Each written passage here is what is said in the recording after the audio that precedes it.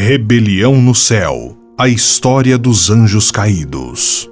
De acordo com os escritos bíblicos, o bem e o mal têm formas definidas, e um episódio durante a criação do mundo deu origem a essas oposições. O reino do céu era repleto de anjos. Um deles pecou, foi expulso para o inferno e se tornou o maior inimigo de Deus. Esse é mais um da série de vídeos sobre os casos mais misteriosos e poucos conhecidos na história do mundo. Para ficar por dentro de todos, já se inscreve no canal e ativa o sino de notificações. Não esquece de deixar o seu like no final do vídeo também. Garanto que não vai se arrepender. Agora acompanhe comigo Rebelião no Céu, a história dos anjos caídos.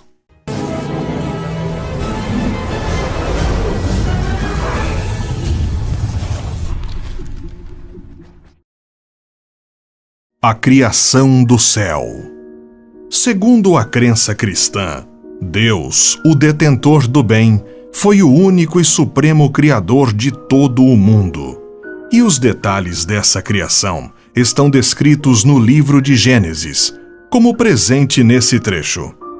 No princípio, Deus criou o céu e a terra era sem forma e vazia, e havia trevas sobre a face do abismo. E o Espírito de Deus se movia sobre a face das águas. Alguns estudiosos defendem que os anjos foram criados logo no primeiro dia após a criação do céu e antes da criação da terra. Outros acreditam que eles foram criados ao final do segundo dia, depois da criação do dia e da noite. Não se sabe ao certo. Também não se sabe qual foi o processo de criação ou origem dos anjos, mas que eles seriam incontáveis mensageiros, guerreiros e servos de Deus. Os anjos. Acredita-se que os anjos fazem a ponte entre Deus e os homens. Por isso, haviam ganhado asas que os possibilitavam de transitar entre o céu e a terra. Ainda segundo a Bíblia, esses seres celestiais não nascem, não detêm o poder de se reproduzir e são imortais. E apesar de poderem se manifestar corporalmente, não teriam peso ou altura. No século XIII, o frade e teólogo São Tomás de Aquino classificou os anjos em 3 esferas, determinando suas características e funções no livro Summa Theologia, escrito entre 1265 e 1273. Segundo o teólogo, a primeira esfera seria composta pelos anjos mais próximos de Deus. Entre eles estariam os serafins, anjos mais velhos e mais puros. Os querubins, seres alados com uma cabeça de leão, uma de touro, uma de águia e uma de homem. E os tronos, jovens, bonitos e amantes da música. Na segunda esfera, estariam aqueles que executariam de fato as ordens divinas. Entre eles, os domínios, os anjos mais antigos, que decidem o que deve ser feito para a ordem de Deus ser cumprida. Os virtudes, que fazem milagres entre os humanos e têm poder sobre as forças da natureza. E os potestades, com grande poder de concentração e cuidadores dos animais e dos 4 elementos. E na terceira esfera estariam os mais próximos dos humanos, entre eles, os principados, que dão avisos a governantes, os arcanjos, encarregados por missões extraordinárias, e os anjos da guarda, que cuidariam de cada ser humano. Em meio a esses anjos, ainda segundo as escrituras bíblicas, estaria Lúcifer. Lúcifer era um anjo que impressionava por sua beleza e pertencia ao alto escalão do céu. A ideia mais aceita é que ele era um querubim na hierarquia angelical, com poderes indescritíveis e responsáveis pela proteção da santidade de Deus. Em hebraico, a palavra Lúcifer quer dizer estrela da manhã, Ele era retratado nas Escrituras sendo cheio de sabedoria e perfeito em beleza.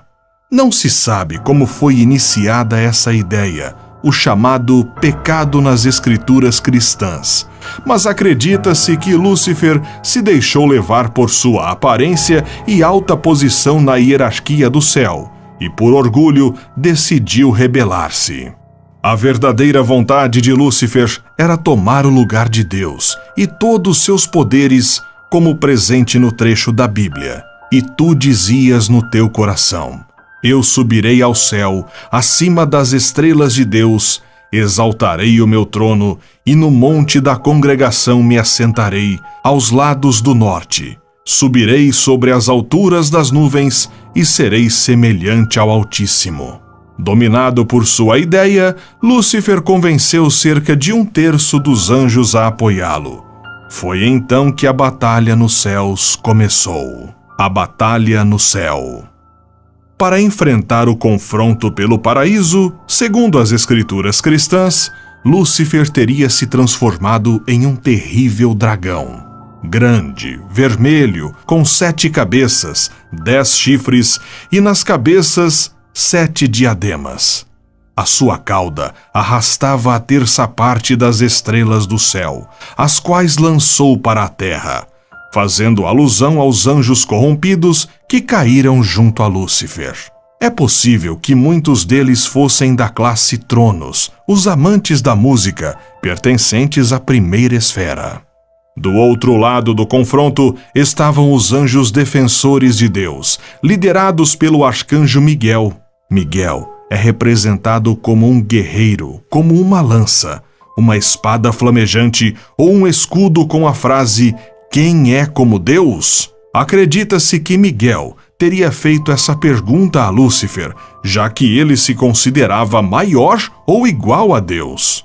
A batalha foi vencida pelos anjos divinos e todos os perdedores, Lúcifer e os anjos que o seguiam, foram banidos do reino do céu e enviados ao inferno para queimar por toda a eternidade.